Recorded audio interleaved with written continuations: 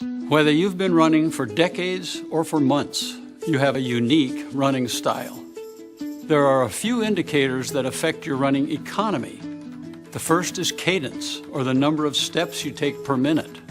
Cadence is your foot turnover, or how quickly you can pick them up and put them down. The next is vertical oscillation, which is the amount of bounce in your running stride. And then there's ground contact time, which is just like it sounds, how much time your foot spends on the ground. Monitoring these indicators can help you achieve optimal running form.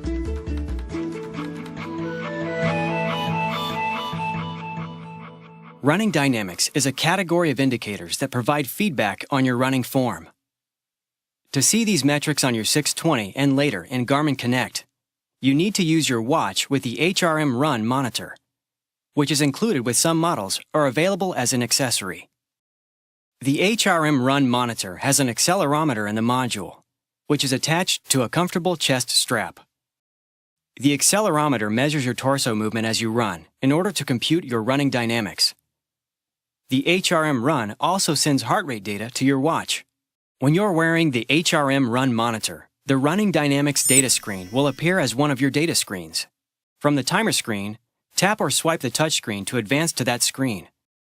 The top data field shows not only a numeric value for your cadence, but also a color gauge indicating how your value compares to other runners. If your value is in the middle green zone, this indicates that it is around the population average. More experienced runners are more likely to have values in the blue or purple zones. The other two data fields show just a numeric value. You can customize the screen so that you can see vertical oscillation or ground contact time as the primary metric, along with the color gauge comparing your value to others. Just press and hold the top data field, scroll and tap to select a different metric. The first metric we're going to cover is cadence, which is the total number of steps that you take per minute, left and right foot combined. Cadence varies between runners for a number of reasons.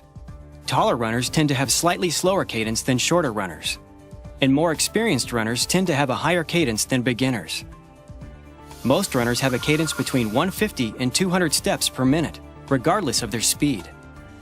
Many running coaches recommend aiming for a cadence around 180 steps per minute.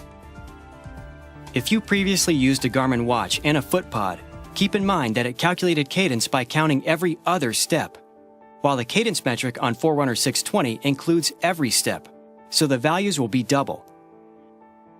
With the 620, cadence comes from the accelerometer in the HRM Run monitor, so you don't need a separate FootPod for cadence.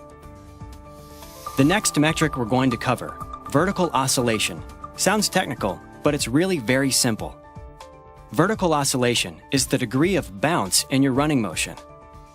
Keeping tabs on your vertical oscillation and knowing what range to strive for can help you minimize wasted up and down movement while running.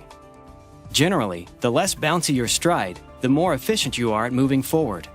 Most runners have a vertical oscillation ranging between 6 and 13 centimeters, and that can vary based on the runner's height.